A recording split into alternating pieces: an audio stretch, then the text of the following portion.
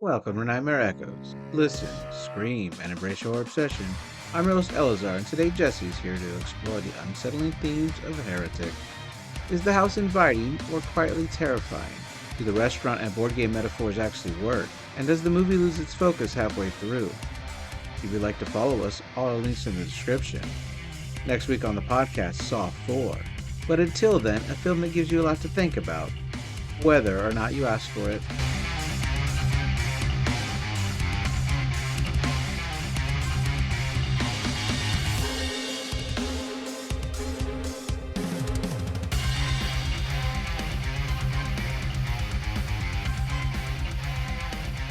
Hello, everybody. Welcome back to Nightmare Echoes. I'm your host, Eleazar. I'm joined again by co-host Jesse. Jesse, how's it going? Oakley dokley. What's that from? Simpsons. Okay, I knew that. Today we're covering Heretic. Came out in 2024. Is 1 hour and 51 minutes long. Written and directed by the team Scott Beck and Brian Woods, who worked on A Quiet Place, Haunt, Nightbreed, and Unfriended Dark Web. Oh, as well as The Boogeyman, which also stars Sophie Thatcher. Our actors are Hugh Grant, who is not known for horror. He's known for a lot of romantic comedies and Paddington 2, Notting Hill, stuff like that. But I liked him in this role. Sophie Thatcher, Sister Barnes, known for Yellow Jackets, The Boogeyman, Raised by Wolves, Companion, which is a fun horror movie, and Boba Fett, which I liked. She played this like biker chick on hover bikes because it's Star Wars. Biker Fett. Yeah. Chloe East plays Sister Paxton. She's known for The Fables, Hunters, Freaky Friday, Snowfall, and The In-Between. Then we also have Topher Grace in a small role from That 70s Show, Spider-Man 3, Predators. I liked him in Predators. It had a budget of $10 million and made $59.2 million in the box office. It has a Rotten Tomatoes score of 91 by the critics and audience score of 76. Well, I suppose that makes sense. Yeah, there's different, we'll talk about them as we get there, but there's definitely different points of where people like the movie and stop liking it at this point forward. I did not think it was perfect. It was not a perfect movie, but there's a lot of interesting stuff, which we will go into. Sure. So I'm going to speed through some of the opening stuff, I think. We'll see how we do, but the majority of it's going to happen at this house, and we're going to get there. Well, but there is a funny scene at the beginning where they're uncomfortable talking about sex. Sure, yeah. So they're at a park bench. And on the back of the bench is a big advertisement for Magnum condoms. Yeah. It shows this tiny little condom on the other side next to the big giant Magnum condom.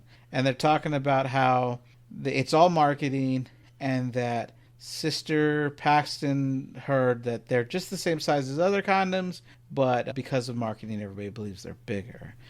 Sister Barnes believes that's not true because her sister's ex-husband needed Magnums because he was so big. Elephant trunk is what she called him. And she knows from that it's not true.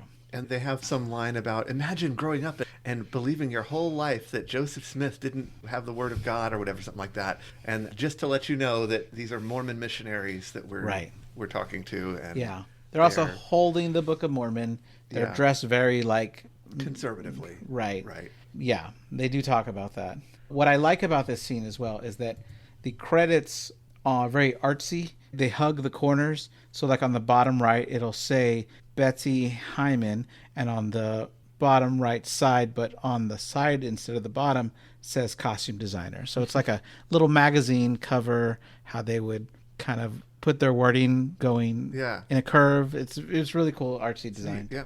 We have this funny scene where they have to walk their bikes up like ridiculous amount of flights of stairs, up and down, where they talk about different things like how hot their husbands are going to be one day. And it also, they start showing you kind of their different personalities. So Barnes is the more experienced girl. Yep. And I think we're supposed to like her because she seems to have less faith and therefore, I guess, be similar to the rest of us. Like, I don't know. I got that impression. Okay, I can see what you're saying. I think she's filmed in a way where we think she's the stronger character and the one more sure of herself. Yeah. While I could see that her faith is a little rocky, maybe. Yeah. Throughout the movie, I feel like she's very like, no, we believe and we're going to stand by that. Well, sure. But she's not as peppy happy as Sister Paxton is. Yeah. She's not portrayed as absurdly, put it that way. Yeah, and Sister Paxton is more innocent. While they're going through the town for this next example here, they're trying to talk to a bunch of people that don't want to talk to them. One parent even picks up her child and kind of rushes away. Then they see a group of girls that are taking selfies in the middle of the street where a car honks to them, and they run to the side. And she's like, I love these girls already. And the girls ask if they could take a picture with them. And while they're doing it, she asks if it's true. Sister Paxton asks if what's true. Is like, is it true you wear magic underwear? She pulls down her skirt to reveal her undergarments. They take that picture then, and they run off back across the street. More cars were already honking at them, and it hurts her a lot. She's like, right away she's crying because she's more innocent. So in addition to showing us their different personalities, they also get us to sympathize with them. Even though we may be annoyed by the missionaries, guess what? They also are having to do something that's pretty rough, right? I mean, people for the most part don't just like them being around. Right. And just for people that don't know, temple garments or garments are given to people who join the Latter-day Saints at a certain point of their journey. It's actually considered like a slang or a slur to call them magic underwear. Yeah. But that's why the other people... It's supposed to be a symbol of chastity. Right.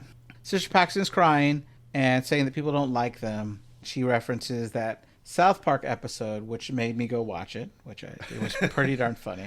And Sister Barnes says, I actually listened to the songs, and she thought the songs were actually really funny. Again, Sister Barnes trying to be more like us. Yeah. We see Sister Barnes put it on a red bike lock on this gate. She puts the key in her coat pocket. She says, who cares what other people think? She says, no matter what, you're awesome. I know you're awesome. And we see them approaching the door to a house where we're going to spend most of the movie in, and it's starting to rain a little bit. Ominously enough. Right. At the door, Barnes looks over the list of other houses they're supposed to visit while Paxton is rehearsing the line she's going to say when the door opens. The rain starts to get a little heavier, and we have some thunder. Mr. Reed opens the door holding a watering pitcher, which will come back into play later. He seems really friendly. While Paxton is so absorbed in her speech, she doesn't give him time to get a word in.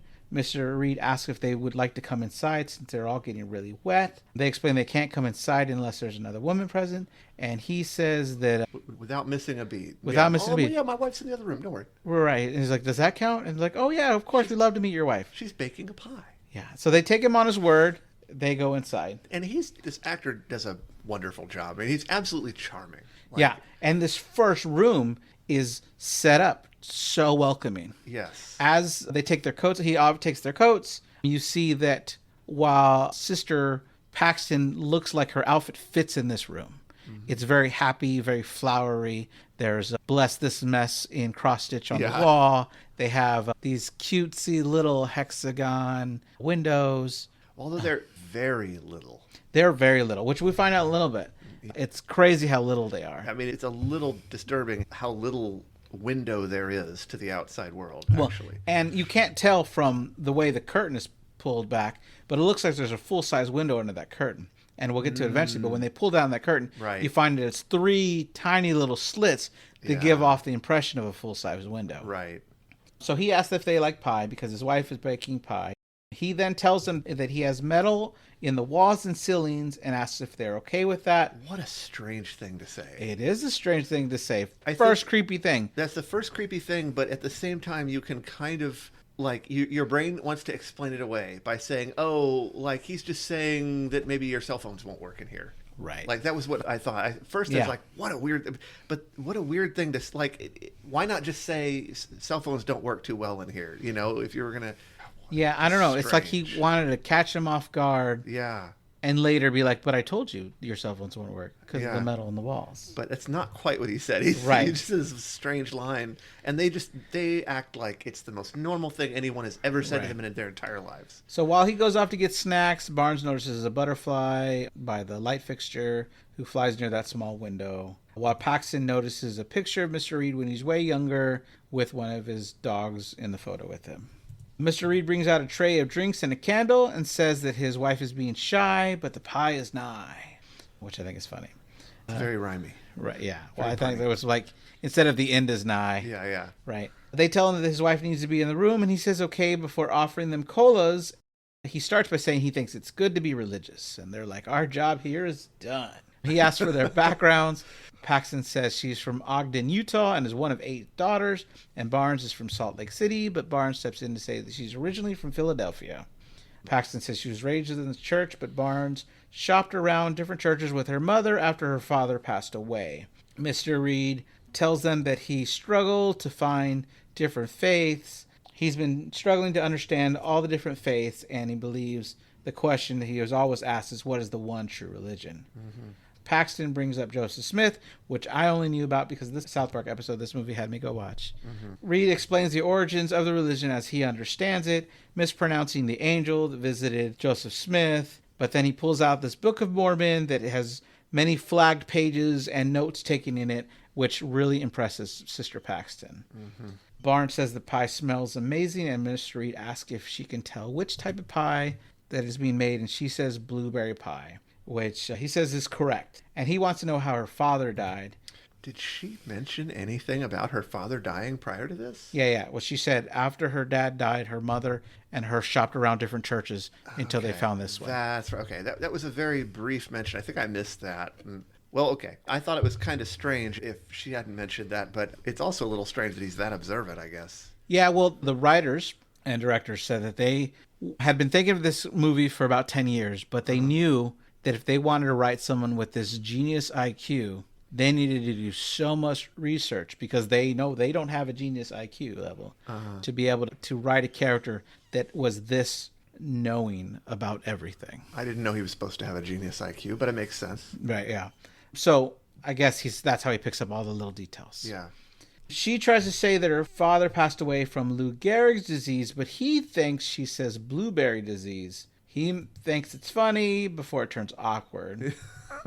Then he feels really bad about it, and he notices that she is rubbing her arm where there's a little bar that's inserted there with a surgery, which I definitely didn't know what it was first time viewing. Yeah? And when they get to it later, you find out that it's birth control implant, which is known as Nexpalin, which is a flexible rod placed under the skin, which gives long-term contraceptive up to 3 months, and is 99% effective. Yeah, I've known lots of people who... Right. Well, I didn't. And the director said when they screened the movie for other people, a lot of the men had no idea that's what it was. And when they went with that other angle of that she could be a AI NPC, the men were actually, oh, is this where the movie's going? Because they didn't know it was a contraceptive. And neither did I. But they immediately tell you what it is. Yeah, I know they did. I know. I just think it's funny because a lot of women, they said the same thing, though. The women all knew what it was. Mm-hmm. Paxton here says that when she dies, she wants to come back as a butterfly so she can follow the people she loves, saying that she'll land right in their hands so they know it was her. Which Mormons don't believe in reincarnation. Thank you. That's what I was like, wait a minute. How did that make it into the script? Well, I think it's deliberate. I'm pretty sure it's deliberate. They're trying to show that she's kind of goofy, right? She's a little bit ditzy. She is all gung-ho about this religion that she doesn't even really understand, right? Like, Why? Okay, that makes sense because both actresses grew up in the Mormon church. Yeah. So that's interesting. Okay, I like that. That fits with the character. Then the lights go out except for a few lamps. Mr. Reed says that's a foible of the house, and he notices that they didn't drink any of their colas, saying he should have known that they couldn't have it. Sister Barnes says the book doesn't explicitly say that colas are out of the question, but they're not thirsty. And it's interesting because some people believe it's caffeine, some people believe it's specifically coffee and tea. There's actual shops of cola that have no caffeine in them that have sprung up all over Utah, and you can get like 100 different flavors of cola, and they're like little syrup shops. Mm-hmm. When you go there, it's like going to Starbucks, but for colas, and you can get all these crazy flavors, which is kind of cool. He asks how they feel about awkward questions. Awkward question. And they're like, well, we don't know unless you ask it. Yeah. And Paxton's like, I'm going to go crazy if you don't ask this question. I got to know. So he asks how they feel about polygamy, and I'm like, oh, no, that's weird. Like, here's an older man asking if they're willing to be his introduces the second and third wife in a very clever way, though, right? Yeah, because he's bringing up a very controversial issue. Oh yeah, and in the debates about Mormons and stuff like that, and he's doing it in a way that makes him sound awkward about it. So it's like, and that's what's so great about this whole beginning of the movie is that he is very intimidating. In fact, he's more and more intimidating. Yeah, without losing his gentleness and charm. Yeah, the whole time he's like, look, I don't know why you guys are afraid. I've done nothing to worry you. Yeah. You can leave any time. Yeah. I actually really like that. I enjoy the subtlety, like all the subtle little ways that it's creepy. It's wonderful. Right. So he talks about how the church outlawed the practice or wrote it out of their beliefs in 1890 with modern revelation. But Barnes goes in to defend that it needed at the time to grow their ranks since there was a lot of bloodshed. Paxton admits right away that it's kind of sketch for sure. He tells them that he feels that Joseph Smith used it to cover up his affairs and make it okay. And he says with great power comes great responsibility, which Paxton says Spider-Man. And he corrects her by saying Voltaire. But from what I can find, Voltaire is miscredited in saying this and was actually published by the Committee of Public Safety during the French Revolution. And people just assume Voltaire wrote it. From what I could research, but I could be wrong. Well, either way, the exchange works very well at showing the difference between them. Yeah. She's like, oh, right. Yeah. And again, making him intimidating in a very gentle way. Yeah, exactly. Then he asks, if the book comes from God, but through man, and man is flawed, how can we know it's true? Paxton says they know it's true because of how he feels, and he jumps right on that and saying, exactly. It's about the personal relationship with God. Barnes says that she would like to talk to her bishop about some of the questions she's brought up, but he quickly changes the subject to talk about fast food restaurants. They agree that no one tries to eat it because it's unhealthy, but he would like their ranking anyway. So Paxton is ready to say Burger King is better than Carl's Jr., which confuses Barnes, and she goes Hardee's on the East Coast. And she says it's better than Rally's, and she says Checkers on the East Coast, which is better than Wendy's, which is better than In-N-Out, which is better than McDonald's, which is better than Jack in the Box. Barnes jumps in that Jack in the Box serves breakfast, and she remembers, ooh, I do love breakfast all day. And then Mr. Reed says, what about Taco Bell? And Barnes quickly says, we don't talk about Taco Bell.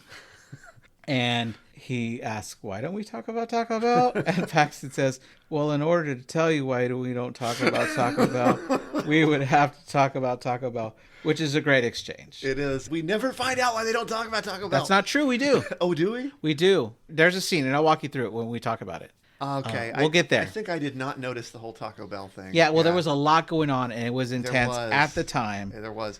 And it's also just, it's a weird conversation, and you have to wonder, like, did any of those restaurants pay to be described positively? So, interestingly, I wonder how because they do talk about Taco Bell, and they talk about Taco Bell in a bad light. They had a producer that got them permission to air all these companies' dirty laundries in their movie because they didn't think about it. Then we'll get to a scene in the next room where they talk about dirty laundry of music and dirty laundry of board games. And they thought it was beautiful in the script, but there's no way they would ever get it into a movie to see the light of day because they'd never get the rights. Get sued or something. Yeah, but they have this producer that worked for them that was able to call the companies to get them all permission to get it all cleared, which blew their minds. They didn't think that was possible. Yeah, I wonder how they did that. Yeah, don't know. But they do get to agree that Wendy's is number one, which was number 4 on her original list. But I want to know what happened to Whataburger or Sonic. I mean, Whataburger is Texas. It's bought by a Colorado company now, so it's in a lot more states. But Sonic is a lot of other places. Yeah. And is really amazing. Anyway, a metaphor to say that he was looking for the Wendy's of religion. He says, the more you know, the less you know. I mean, as long as I have that, like, get 5 for $4 deal. I'm just kidding. It really makes you want to sit down and like, okay, if it's the Wendy's of religion, what's the Taco Bell of religion? Yeah. What is the Carl's Jr. of religion? What is the 7-Eleven of religion? Sure. Yeah, Christmas is on 7-Eleven. July 11th. So he blows out the candle and says that the last thing he wanted to do was find the one true religion, but unfortunately he did. Barnes asks if they can meet his wife, and he says he will go ask, and when he leaves the other room, he uses the timer switch to turn the lights back on. It's fascinating. I mean, like, I don't quite understand, like, why everything is timers. Like, I could see an older person having it on so that if they were to fall asleep, they wouldn't waste electricity. I suppose so, but it still seems very strange to me. me. Yeah, it's creepy. And not only is it creepy, but it's like, I wondered if it was symbolic. In fact, I almost can't imagine that it's not. That timer switches come up so much in this movie. I think they've got to be trying to say something, right? About, like, representing the amount of time you have left in your life or something like that. Maybe. Representing a reference to mortality would fit in well with both the horror theme and the religion theme. Okay. So I kind of felt like maybe that's what was symbolized by all the timers. So they both seem really nervous as he walks away. They both agree that they should wrap it up really fast. And that's where Barnes looks at the candle. And the camera is amazing here. As we look at the back of the candle, the camera stays with the back of the candle. So when it turns all the way around, we are seeing her face react to what we know that candle already says. Yeah. And I don't think it's just because it was in the trailer. I think it's obvious at this point. That's a blueberry candle. It was definitely not obvious to me. Okay, really? Okay. Yeah. All right. Maybe it was, maybe. I had not seen it in the trailer. Okay. So. Okay. Well, I love this candle, and I bought the official candle for May 24. It's a little smaller, but it smells really good.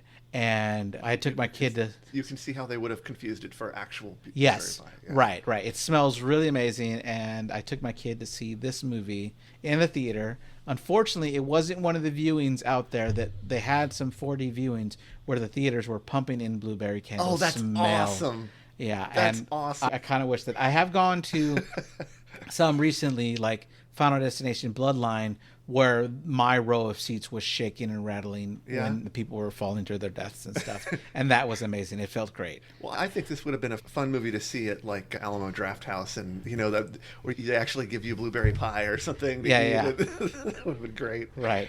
But yeah, it's really cool because this scene, it was very clever. I love the subtlety is great, and that you have to kind of think for a split second to realize the implication of the blueberry candle. Like, yes. It took me a second. Wait, why is this? Oh, yeah, right. Oh no. And now they're really scared, and now you're scared for them, right? So he comes back saying his wife's ready to meet him. He goes back to this dark hallway, and they don't want to go. They pretend to get a phone call. He knows they're lying. Barnes asks Paxton if they should just go, but they both know they don't have their coats, and it's raining and their boxes are locked, which means they're going to have to walk about 5 miles in the cold rain. But they're willing to do it. At this point, it's starting to get there. But also, one thing I didn't mention. Sure. They've built the tension so effectively, and they've made it feel so like stifling with the set design and everything, that even when the creepy person leaves the room, the tension isn't broken at all. Yeah. And I thought that was very interesting. Like, that relieves zero of the tension. Right. And so he keeps leaving the room, but all it does, if anything, is focus you more on these questions. Should I stay or should I go? And yeah, I would like to say that the tension didn't break maybe until like the 40-minute mark. Like, I felt like it was long, drawn-out tension. It was really well done. Yeah. So they try for the front door, but they cannot get it open. That's when they notice the windows are small. We see that the full-size window, what looks like it should be there, is actually 3 small slits of a window, which lets enough light in to make it look like it's a full-size window from behind the curtain. Mm-hmm. So they have no choice but to follow him into the next room or just sit there doing nothing. When they get to this next room, it's like a library and a tiny church combined into one. There's small pews with a small table that looks like a pulpit up front with some candles on it, and many bookshelves. And this is yet another creepy room in this creepy house. I mean, I knew that door. We all knew that door wasn't going to open. Oh, right? Yeah. But, like, everything about this house is scary in minor ways. And, again, the subtleties are what I think is so much fun about these kind of movies. Like, the tiny little window and the giant oversized door. Yeah. Like, something about that is creepy. The timers I already mentioned, the dim lighting, and, like, you look at this new room they're in, and that there's these weird angles, right? Like, all the strange angles over the doors. It's like, what the heck? And it's like they highlight them with strips of wood to really bring it into your vision. Yeah. And they position him, Mr. Reed, in ways that his head is often at the center point of 4 of those angles. So it just looks kind of like maybe like antlers or horns coming out of his head. Fascinating. Yeah. It's great filmography. It's really well done. Yeah. There's also this tiny bamboo water fountain, which is collecting water from a leak in the roof. Which is very, very strange. But it seems to like add as like a punctuation to the tension in this film, and I'll bring up an example in a little bit. And there's a scene where they see the statue at the hallway that looks like the head moves. I didn't notice it moving. I just know that they got scared of it. I thought it looked like it moved. Maybe not. Maybe I'm imagining things. Sure. They tell him the front door doesn't work, and he agrees the front door won't open. Yeah. He says that it only opens during daylight hours, and he let them talk for so long that he completely forgot about it. But it's okay because they can go out the back. Sure they can. The geometry of this room, man. Like, I don't know if you noticed, but the way that the room kind of slopes and stuff, it messes with your sense of depth. Like Sure. you can't tell how far away things are. I could see that. Kind of like a fun house. That's another thing that's cool. The more he talks, the more you notice this stuff and the audio cues, strange noises, and it's great stuff. He tells them there's no need for them to fabricate stories about getting a phone call, which they continue to say is true. But he says, I told you that the walls and ceilings have metal, so that there's no way you could be receiving or making any phone calls. Mm-hmm. Barnes asks which of the two doors behind them, which one is green door and one is a purple door. The green is on the left, purple's on the right. Gets them the way out, and he asks if they have a preference, which confuses them. Yeah, it's a scary answer. Paxton asks if they could just have his wife step into the room. He says he can ask before stopping and says, I'll ask if you really still believe I have a wife in the next room, despite the scented candle, despite the lack of evidence of an oven or a pie in it. And then he says he wants them to think of that in the context of their own belief. Yeah. He says that they have been practicing a lie, and as they've gotten older, even with evidence that God's not real, they placated that lie because it made them comfortable. Even uses Barnes' father's death as an example. Barnes asks if they can use his phone. He says he doesn't have one. Paxton says, you have a really beautiful house. Did you build this room yourself? And he goes, my wife built it. And right when he says that is when the bamboo fountain pours water out. And that's where it felt like a punctuation, like you're in danger. Yeah. It's very... there's a lot to unpack here, right? Because, Sure. What does he mean when he says his wife built it, right? Yeah. What does that really mean? I don't know. It just means he's going to continue the lie if they're going to willing to continue to believe it. Right. Well, sure. Barnes is ready to leave out the back, but behind both doors is a very dark, downward set of stairs that doesn't look like it goes outside at all. Then the movie cuts, and it feels like an act change where we shift to Elder Kennedy, who's performing his daily chores when he notices that Paxton never had her turn to clean the bathroom on this day, November 8th at 5 p.m. It's a little hard to recognize him, but that is Topher Grace from that 70s show. He played Venom in Spider-Man 3. He was a serial killer in Predators. And outside, it seems like the rain has turned into snow. Is it? Oh, I guess it has, huh? Yeah. At that point. Back at the house, they tell him that they are uncomfortable, and he tells them they saw the house from outside, so they should know that it's a small footprint, and it's on a hill. So you would have to go down to go out. And he says it in a weird accent that makes him playful and not at all scary, but it's weird. And yet he is. Right, Totally yeah, is. yeah. Barnes tells them their leaders know where they are, and Paxton adds in a non-convincing way. And yeah, remember that police officer we passed on the way? He tells them they're getting way ahead of themselves, and he offers to help. He tells them to stand where he is, and he goes to where they are, and he pulls out a board game by Parker Brothers called Monopoly. He says it's published in 47 languages and sold in 117 countries. Then he puts on the song by the Hollies, The Air That I Breathe.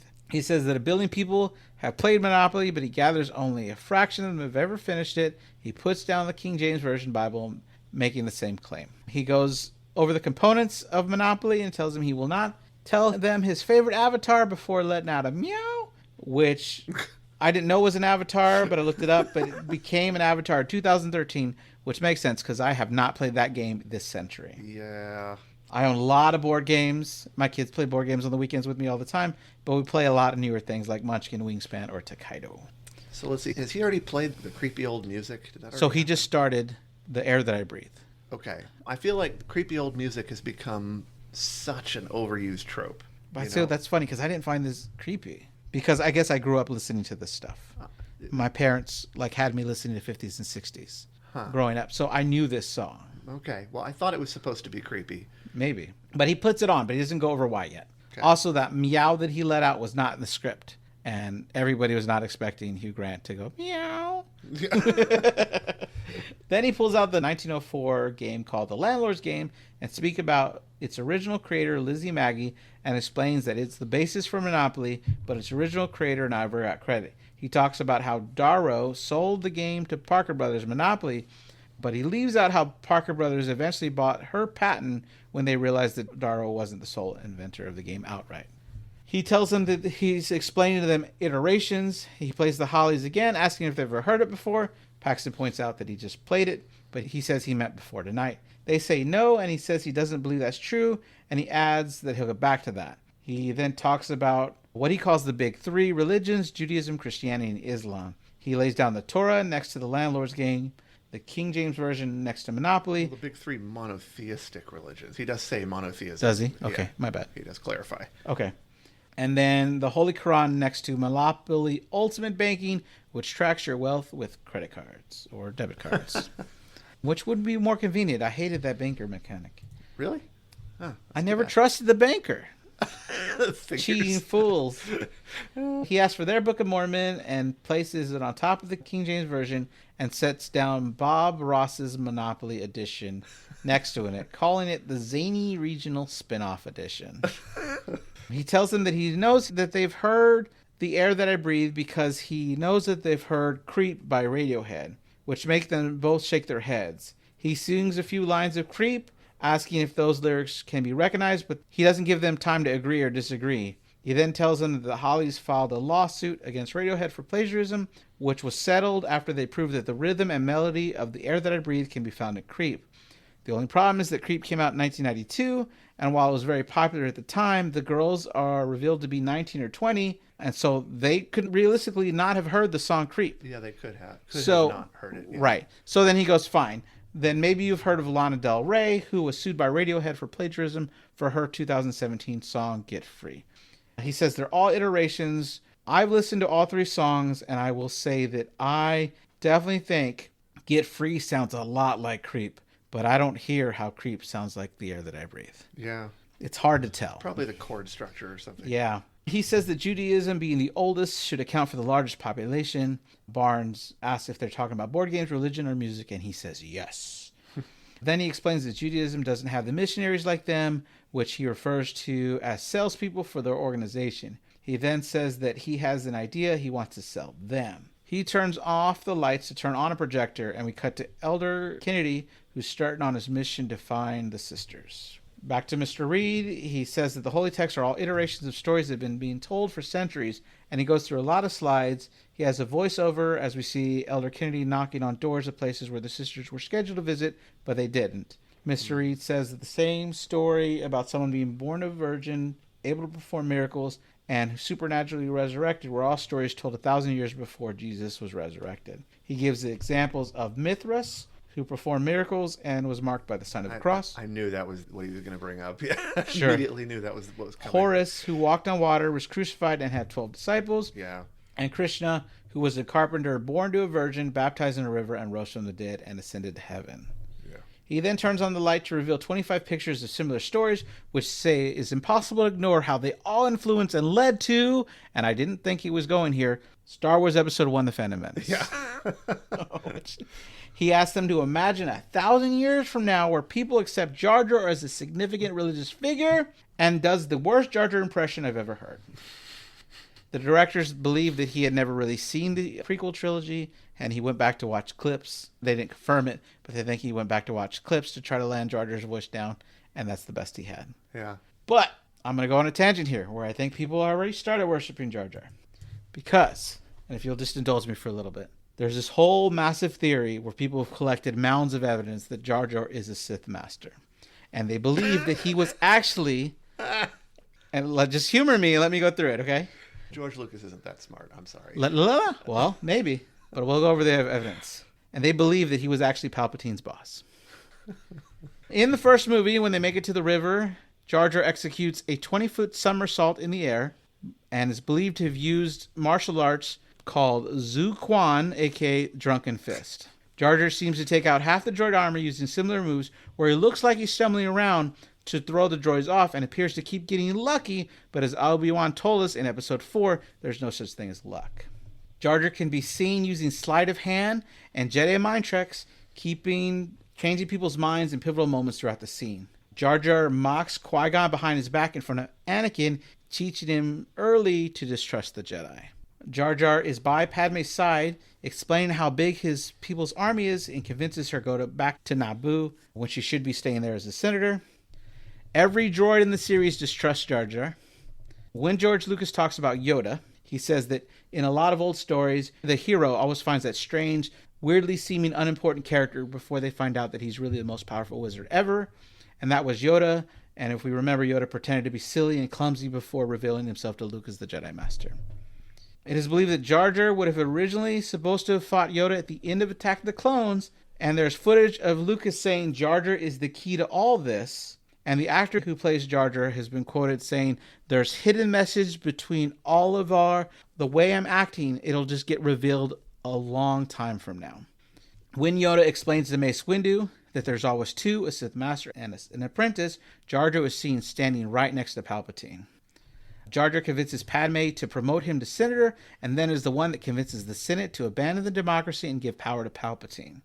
So they think that originally that George Lucas was going to have him reveal himself to be the Sith Master at the end of Part 2 and fight Yoda then. But the backlash of how much people hated Jar Jar, that he changed the script and wrote in this other Count Dooku to fight him. Some people joke that Jar Jar was so powerful that he even convinced George Lucas not to reveal his true identity to the audience. Anyway, back to the movie. Thank you for letting me do that. So, the girls have no idea who Jar Jar is, and I could believe that they had never seen Star Wars, because many of the women I work with today at work in their 20s have never given Star Wars the light of day. Well, also they're Mormons, so they're probably very sheltered. Sure. Paxton has seen Swamp Thing, so... Well, she's not sheltered. Right. Mr. Reed writes belief on the green door and disbelief on the purple door, saying in both realities, an all-knowing, all-seeing God and a world with no God are both terrifying. He quotes the 15th president of their religion saying that it's either all true or none of it is true, and tells them to go through the door which is based on their faith. He believes that every religion is a farce, tossing their Book of Mormon to the floor before shoving all the board games to the floor as well. We do see a box of matches, which he'd use to light the candles, hit the floor as well, which is important later. Barnes goes to pick up the book and puts all the note cards back in it when she notices a letter opener sitting in a stack right there. Paxton thinks that if they just agree with him and that they don't believe, he'll let them go home. And so she's trying to get Barnes to go through the disbelief door. Well, he even said, like, I leave you space to make your decision or something like that. And, like, there's no decision. I know. I mean, there's nothing. I mean, you've got these two doors that you've arbitrarily labeled, but, like, it's, yeah, there's no decision to be made here. I feel it does not feel like a significant choice. Right. Barnes says that they should just be strong in their faith and ask if she still believes in God, which she says she does, and she tells her to go through the belief door with her. So Barnes turns around, telling him that his rhetoric is thin, his garage sale board game metaphor is kind of offensive, and says that he asked why Judaism has small numbers, but didn't account for the Holocaust or the religious persecution. He just used it as a punchline to a joke about missionaries. She points out that none of this addresses Islam, who doesn't even believe that Jesus Christ was resurrected. She says that he went through all the similarities and didn't mention any of the differences, pointing out that one of the guys there has a freaking bird head. This really feels like an author insert at this moment. Like, yeah? It feels like the author defending religion rather than the character to me in that moment. But maybe I'm misreading it. But if you listen to the commentary, I don't think they're on that side. Yeah, it's possible that I may be misreading it. Like I said, I was just trying to judge what the intentions were of what the characters were saying. Well, I mean, I think Barnes is, like I said, portrayed as the strong one that's like, no, this is what we believe. Yeah. She's the one that seems to know a little bit more, where Paxton is the one that's like, I don't know what I believe, but I know what I feel. Yeah. Kind of thing. So I think it fits with their character. But either way, they go down the door and into the hallway. They ask if he's coming with them, and he just shuts the door, locking them in. They have to go through another door and find themselves in a really dark room with a very high ceiling with no exit. We see both doors led to the same room, and we see water is coming in and falling onto a table in the center of the room. Barnes quickly stacks the table and chairs in an attempt to get out, and she's only able to pull a board down with a bunch of loose nails in it. She tells Paxton while they can't be a physical threat, they could be an intellectual one and challenge his beliefs. I don't understand what the point of that is. I think Barnes wants to prove that she's strong in any way she can. That's what her character reads to me. I also, I feel like this is the first point that it's pretty unambiguous that, I mean, okay, so the candle was the first point where it seemed clear that something was wrong, but this is the first time it's clear that they're not being released, right? That yeah. He's not harmless. He's more than just messing with them, right? He's kidnapping them. Right. And up until that, it just seems like he's just a clever atheist who's messing with them a little bit, maybe. Like, you could believe that if you wanted to, which I guess is the theme of the movie. Right. And here's a part where I would say that a significant amount of people in reviews I've read and watched online believe that the movie jumped the shark. Yeah. They were like, they liked it when it was a dialogue debate. We're talking about why religion was wrong. And now that we've turned this atheist into a madman who wants to harm people, they didn't like it. I think I agree with that to an extent. Okay. I do think it was more fun when there was ambiguity and when everything was subtle and when there was a clever sort of double edge to everything where like everything he said was simultaneously a perfectly reasonable explanation for everything and also a very threatening statement, right? Like, I'm not sure what the right term is, but that sort of double entendre of everything. I mean, it was a lot of fun, and now it just seems kind of dumb because now it becomes simple, right? Sure. I mean, I don't like it when things get simple. Okay, interesting. So there's another divisive pivot later where people that were still on jumped off, and then the few that still stayed on. We'll get to I it. was still on. I don't hate it, but I did think it was more fun when it was all subtle and ambiguous. Right. Okay. So they hear someone coming and they think it's him. Barnes tells Paxton to put the table back in place, puts the chair back in place, and she hides the plank of wood behind one of the wooden beams that is supporting the structure. She hands Paxton the letter opener, telling her that she needs to take the opportunity to stab him in the neck when she can because he's watching her too closely and he would expect her to try it. At this point, I'm wondering if she's in on it with him and if the goal is to manipulate her into becoming a murderer. Like, kind of like, why is she pushing so hard for her to... I mean, okay, I know she gives an explanation, but it just feels a little strange. Okay. Like, you have to be the one to kill him. Like, what? I mean, I believe her explanation. I did. Okay, yeah, I know. It makes sense. It seems strange. I had to wonder if there was a hidden agenda there. Okay. She then tells her that when she says the phrase magic underwear, that's when she will know that she needs to stab him. So instead of Mr. Reed, a woman comes in, all covered in white or gray, including her face, and she's holding a blueberry pie. So there was a blueberry pie, Jesse. I knew it. Yummy blueberry pie. She sets the pie down, puts her hands behind her back into her prayer pose, then bends down in a way I couldn't do. She's obviously been doing some yoga. Very unsettling. Creep starts playing now, which we can hear through a small pipe. Upstairs, Mr. Reed is humming along and taking notes of the events, like arrived at this time, got into the next room at this time, yada yada. Also, I'd just like to point out the fact that there is blueberry pie there and that it appears to be homemade. Yeah. Suggests that he actually was baking a blueberry pie. I know. And therefore, the candle was not the source of the blueberry pie smell, at least not the only source. Right. And therefore, it literally was just to screw with them. Yeah. Yeah. That'll tie your brain into a knot, man. We also see that he has this model house in this new room he's in that looks like an office. And he moves the two avatars of the sisters down into the new room, leaving him up there in the room that he was in earlier. And then the model does reveal that both doors led to the same place. Which did not surprise me at all. Right. Barnes goes up the stairs to try to get into the side room, which is where he's sitting apparently, but she can't get in. She goes all the way up the stairs to see that the matches are on the floor. Down by the speaker, where Sister Paxton is, spiders start coming out, and Mr. Reed starts talking. He says that he had to be sure before he introduced her to them, explaining that they are now in the presence of a living prophet of God. He says that he has proof of a miracle, which proves that all other religions are echoes of the one true ancient thing, and he needs them to witness to prove the miracle is true.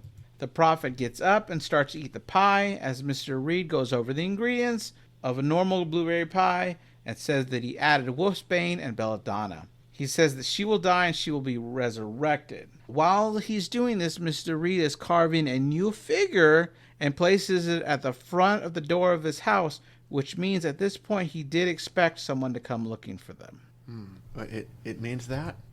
Well, why would he put a new figure at the front of his house that is about to approach? Oh, right. The model of everything that's been happening. Right. Now I remember the model. Which is some I didn't realize the first time watching. Yeah. That he carved a new figure and put it at his front door on the outside. Yeah. So the prophet dies really fast, and he asks them to take her pulse. Her body spasms. They think she's still alive, but he says, no, that's something the body does. Just I need you to take her pulse and confirm she's not breathing. Which they do take her pulse. He says that she will return from the afterlife. As they wait, they hear the doorbell ring really loudly, which makes them jump. They go to run up, and they see Mr. Reed coming out that side door and going up through the top, which means there has to be a switch to open that door, but maybe it was in that small room where he's at. They scream, and Mr. Reed closes all the doors on his way, even puts up the Book of Mormon so the visitor won't see it. Before answering the door, he pulls off the cover to the light switch and sets a dial to 4 minutes, which looks like it allows the door to open for the next 4 minutes. Mm-hmm. As he opens it, he reveals Elder Kennedy. Elder Kennedy asks about the girls, and Mr. Reed offers any help he can, even offering to let him use his phone if he would just come inside. But the elder doesn't want to do that. The girls are screaming, but they can't be heard. Barnes calls her over to help her pull the rug so they could try to get the matches back to them. This is a tension-heavy scene as they pull the matches, open the box, have to flip it over because the box is too big to go under the door. Because of course it is. Right. Right as Mr. Reed's about to find them, the doorbell rings again because Elder Kennedy came back. You think, okay, he saw something wrong in his first visit. Now he's going to save the day. But instead, he pulls out a pamphlet saying he'd be remiss if he didn't give this to him. He says, no, I don't have a pamphlet, but I'll take one and I'll give it a look over. Elder Kennedy leaves the whole movie. And this is something they wanted Topher Grace for. He wasn't sure that he was like, guys, you don't want me in a movie. Movies I'm in don't do really well. And they're like, no, we have a great part for you. And their envisioning for this was normally when this character exists in a movie, one or two possibility outcomes happen. The first one is the character who spends the whole movie trying to get to the people to save them is instantly killed when he gets to the location, i.e. Dick Halloran in The Shining. Right. The second possibility is the character shows up after spending the whole time trying to get there and saves the day, i.e. Sam Loomis in Halloween. Sure. They wanted to go with a third option where the character spent the whole time get there only not to help at all and just leave. And they said that when the directors presented this to Topher Grace, he said he got the joke. He's there to disappoint the audience. Yeah. He can do that. That was well done. It was. I was like, no. I mean, the fact that they even came up with a third option shows the kind of creativity I think you need to have in storytelling, because you have to keep surprising the audience. Because if I know what's going to happen and that's what happens, then I'm like, why am I even watching it then? Sure. Right? I could have written this. Right. And the directors, writers were huge cinephiles, and they've been, loving movies. They grew up together watching movies as a kid, and they said all their friend groups, no one wanted to talk about films as much as those two together did. Yeah. So I love that they found each other. They did a great job. Right. So he leaves at the gates, and we see that the bikes are no longer there where they locked it. The sisters try to start a fire. Paxton notices that the prophet is not at the table. Oh, when they got back down, actually, Paxton believes that her head is in the wrong position. And if you do look at it, she's looking left instead of right. She was looking right when they let her body go, and now the prophet is looking to the left. Paxton who noticed that? Paxton who noticed that, Interesting, because that's very observant. And Barnes is like, no, you're imagining it. Yeah. So as Barnes is set on setting this fire, Paxton notices that the prophet is not at the table anymore, and right as Barnes lights the match, Paxton senses the prophet's right behind her, looks at her, and the prophet starts vomiting up what looks like blueberry pie, which puts the match out. The prophet says, right? The prophet says a few lines like clouds, not heaven, unplugging her brain, and ends it with, it's not real. Mr. Reed shows up to thank her, saying their prophecy will be recorded, and walks her out of the room. He tells the sisters that one of them has been lying from the start. He pulls the match out of Barnes' hand and lights it with no problem, and puts it by Paxton's face, who flinches, and by Barnes' face, who does not. He uses his match to light a lantern and wants them to recount what they saw. Sister Barnes tells them what the prophet said, and he tells them that now they know that he could show them God, if they're willing to die, which will be painless. Barnes says that she's been thinking all night, how will he make killing us our own idea? Right, yeah, which is clever, and it is kind of a serial killer thing, right? Sure. Yeah, this definitely is starting to feel like an allegory around here. That feeling gets stronger in a minute. Sure. So Barnes tells him that this wasn't a miracle, that it was a magic trick. At the word magic, Paxton starts getting her hand ready in her jacket, even though it's shaking, getting ready to strike. She then explains why they don't talk about Taco Bell, because Taco Bell killed her when she was 4, when 50 people were hospitalized from E. coli outbreak. She says that she was called Taco Hell at school because she was clinically dead while the doctors operated on her kidneys. She goes on to say that when she was dead, she saw exactly what the prophet described: a blinding white light, clouds, not heaven, a sense of wanting to return, and a feeling of a state that reality wasn't real. She says that that wasn't a prophet, that was a near-death experience. She says that she believes that he has been keeping that woman near death so that he could record the crazy things that the brain does to her when she has that near-death experience. He goes on to say that you never really can remember things. You're only remembering the last time you remembered it. And he says that she is only correlating this new experience with what she just witnessed. Sister Paxton gets ready with a letter opener as Mystery says they aren't talking about magic tricks. And Barnes says, no, they're talking about magic. And she starts to say underwear, but Mr. Reed slashes her throat before she's able to get the phrase out, which I did not see coming. Yeah.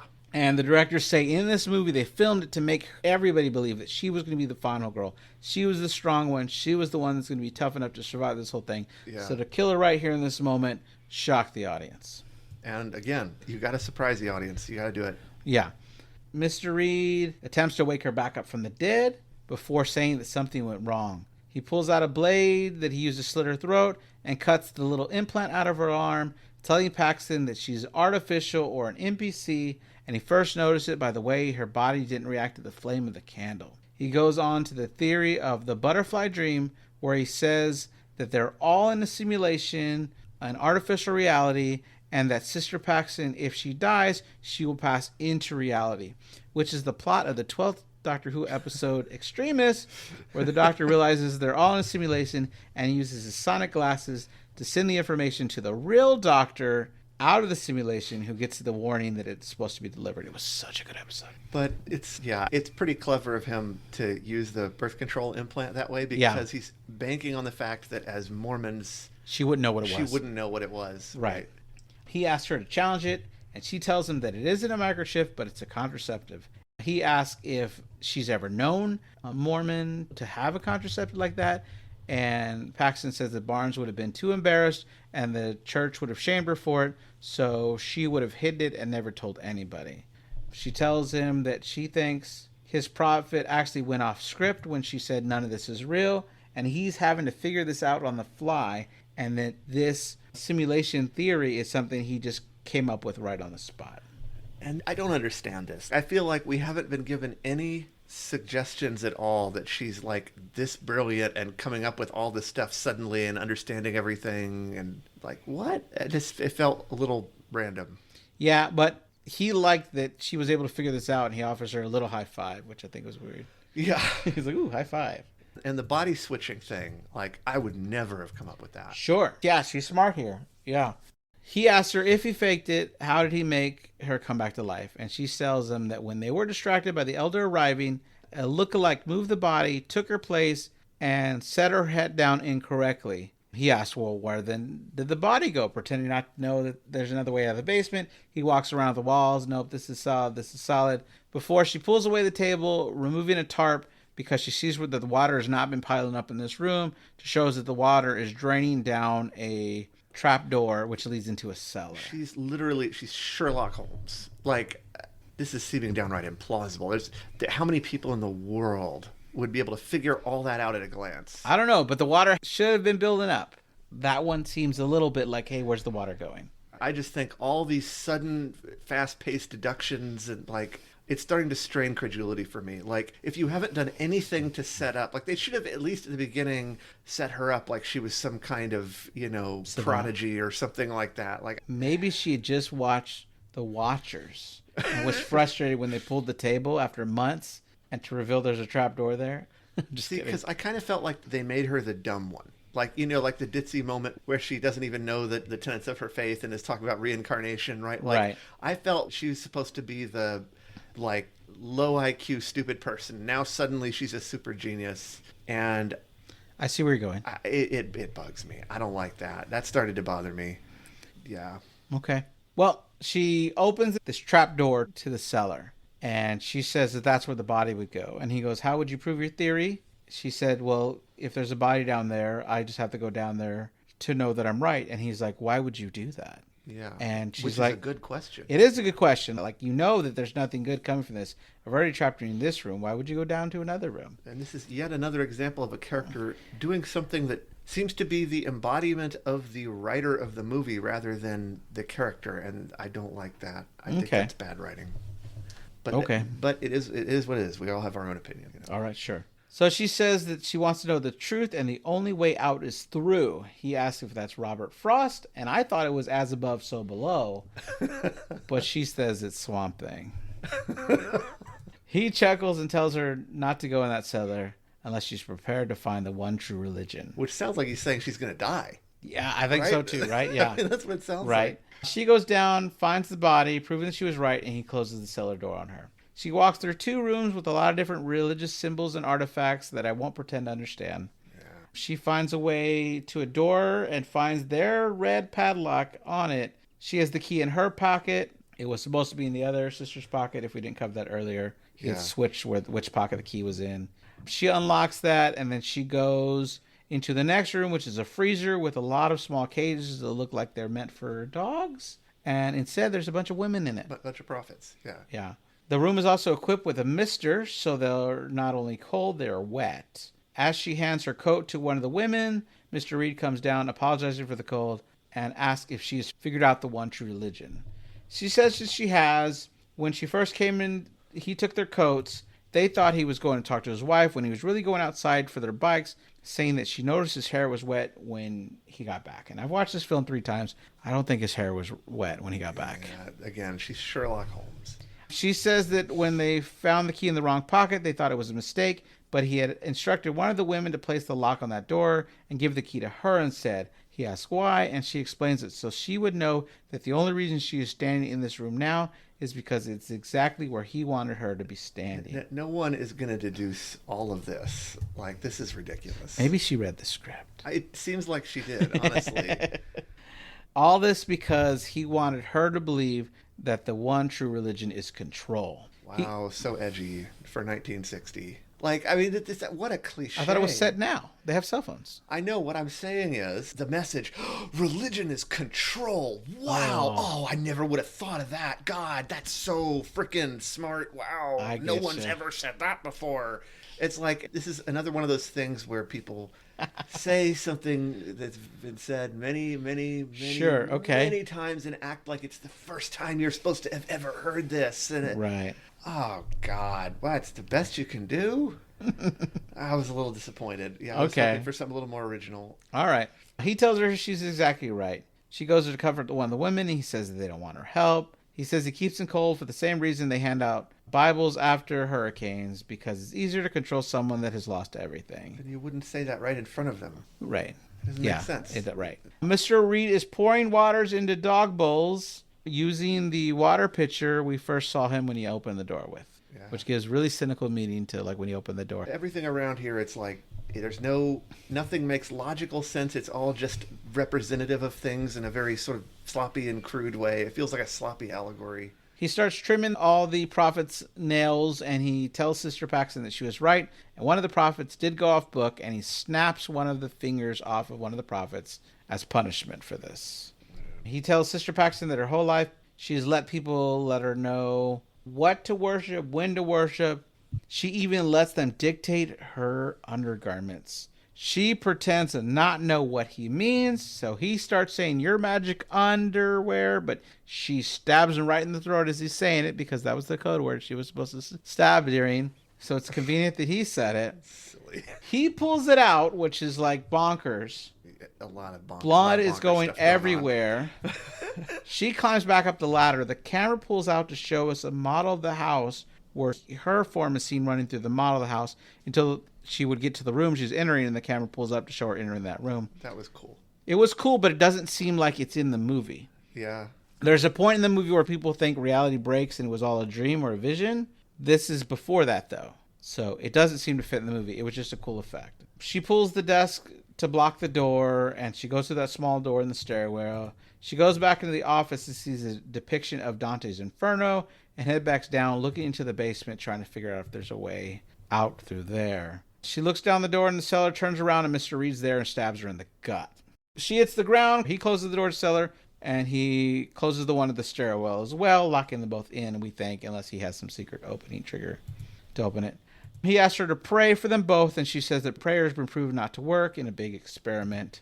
But she says that she thinks it's beautiful that they all pray for each other because it's nice to care about other people. It sounds like now she doesn't believe in God and is speaking with the author's voice completely and shows no signs of the voice of the original character that inhabited her body at the beginning of the movie. I hate this. He crawls over to her.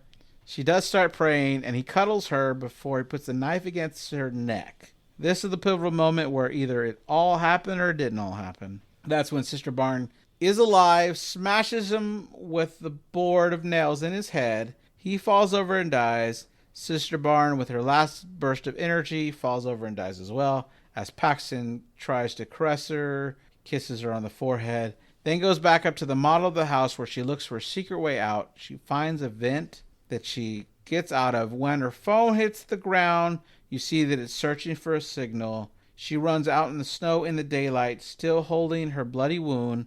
She sees a butterfly land in her hand, which then disappears. The film ends with Sophie Thatcher singing Knocking on Heaven's Door, which was who played Sister Barnes.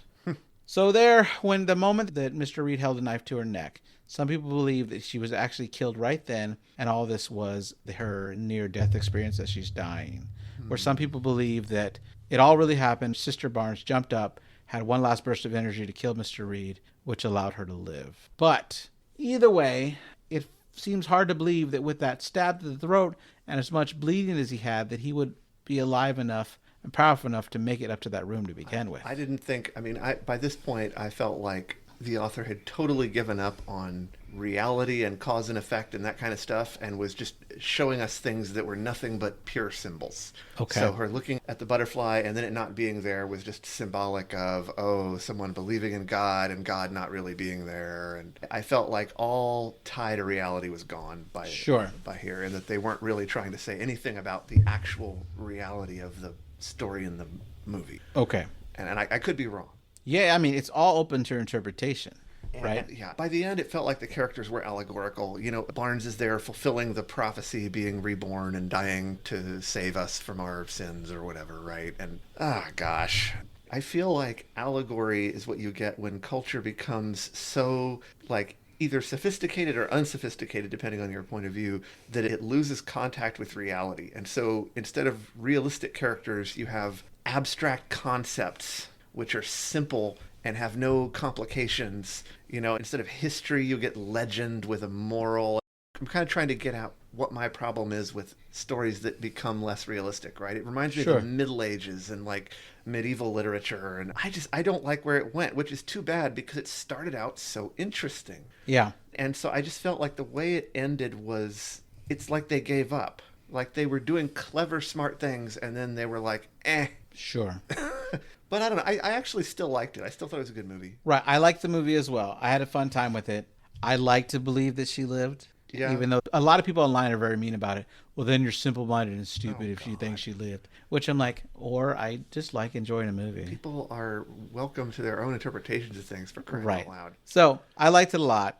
The directors wanted to create something that had people walking out of the theater and discussing, what did we just watch? Which I think they succeeded then. Yeah. No, I think it was, a movie doesn't have to be perfect. Right. Because things can have flaws, and the flaws give you something to talk about. I wish the ending had been a little bit more interesting. Sure. But it was still interesting. And I still think it's a good movie, even if it's not exactly the way I would have written it. Sure. Right? One other small thing is the filmmakers, Scott Beck and Brian Woods, were trying to scout locations for a different movie they were filming about a guy trying to get from point A to point B as an asteroid's going to hit the Earth to get there before he dies, and which they said is an overused plot, but they were making this movie.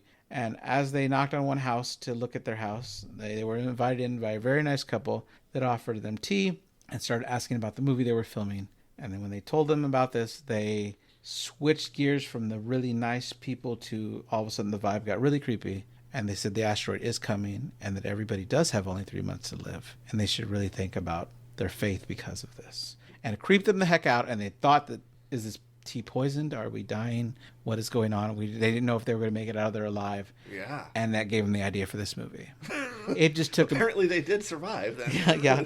It took them 10 years of research before they were comfortable writing the script. That's a odd. long time. What did they have to research for? Well, 10 they years? met a lot of people of different religions and interviewed them about their faith and their beliefs, and they studied all different religions, as Mr. Reed had done in the movie. Mm-hmm. They wanted to go in with knowing as much as they could, so they weren't full of shit when they wrote it. Well, okay. I mean, they certainly pulled that off because it seemed like it was written by somebody on, one of the atheist web forums I used to look at when I was a kid, right? Right. So, sure. Yeah.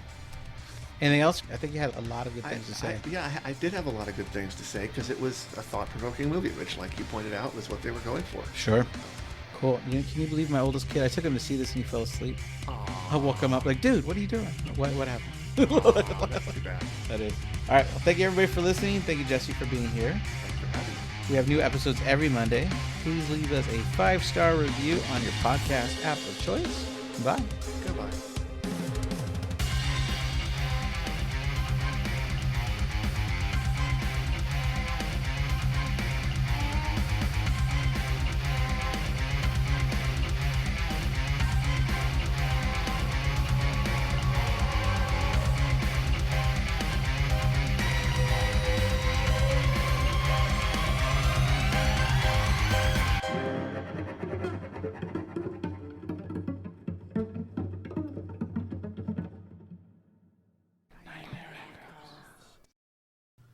Hello, everybody. A little outro here. I got the candle from A24 for Heretic, the blueberry pie home aromatics candle. What do you think about it, Jesse? I think it smells delicious. I want to eat it. It's delicious wax. Maybe we don't do that, but I like it. I think it was a cool souvenir to get with my Heretic box. I did it again. Heretic box. Which also came with like a lot of postcards from the movie, which was a lot of fun. It also has one where they're eating Taco Bell, which I think is hilarious. You have a Taco Bell candle? Not that I know of. All right, thanks, bye.